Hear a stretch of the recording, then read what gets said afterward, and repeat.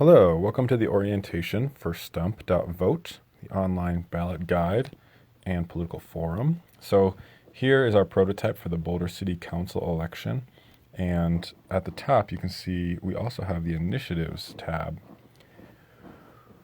which will show all the initiatives. In some states, we have direct democracy ballot initiatives where we can vote. And then finally, my guide, where I can create just a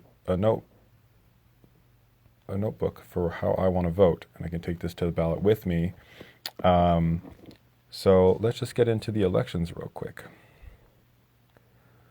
So you'll see that it populates with people's faces. I can click on one of the candidates, and it will show me more information. At the top, I can see this view full biography and read more about the candidate, and this is written by the candidate. I can also add data or add to my guide, and I can get into that in other videos, but this is just a general orientation. Down here we can see information about the candidates. Basic information is their platform. If I select one of these categories, I can see their answers to certain questions, also their policies, which will be getting more populated soon. I can also see any endorsements. Again, anybody can write a public endorsement, or if other organizations have made endorsements, that can get uploaded. Then if I look at records, I can see who their donors are, I can see any history about them, and I can see any press that they're remarked in or that they've written. So for instance, I think this is a article that he co-authored, and that if I click that, I can read the article that he co-authored. So that is how I get information about a candidate. But there's also this cool feature, for instance, it's called Issues View. So if I read this answer and I'm interested in it and I want to see, down here I can see development. And so that's a tag. If I click on a tag, it'll bring me to the Issues View, where I can compare the candidates based on certain issues. So this question about development, I can see that other candidates have also answered this. Same question from the League of Women Voters, and I can read and compare the different answers. This, where it says League of Women Voters, like if I click on that, it'll take me to the source.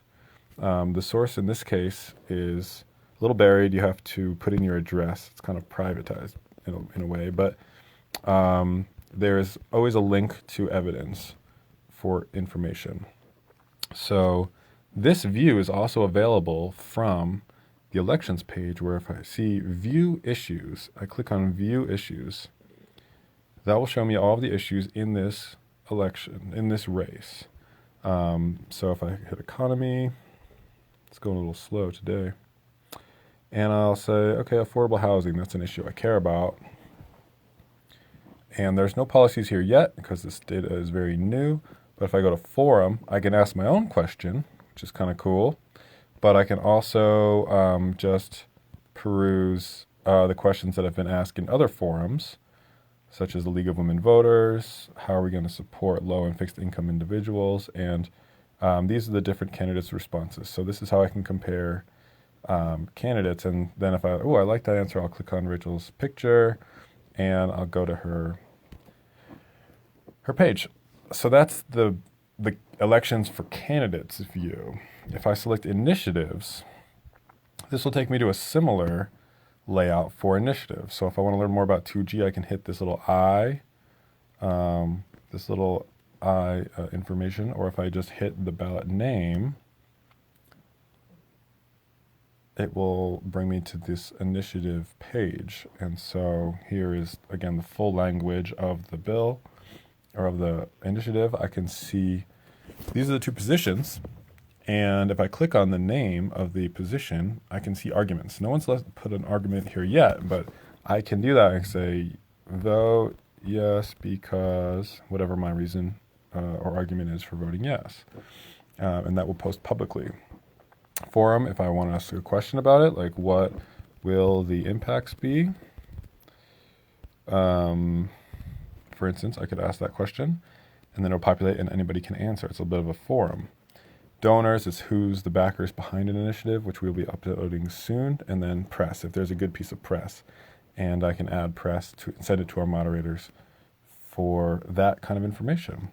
So that's the general gist of Stump. And then finally my guide. So if let's say I like Rachel Friend as a candidate and I want to remember to vote for her, I can hit this add to my guide button and it's saved to my guide. If I hit that again, it'll take me to my guide.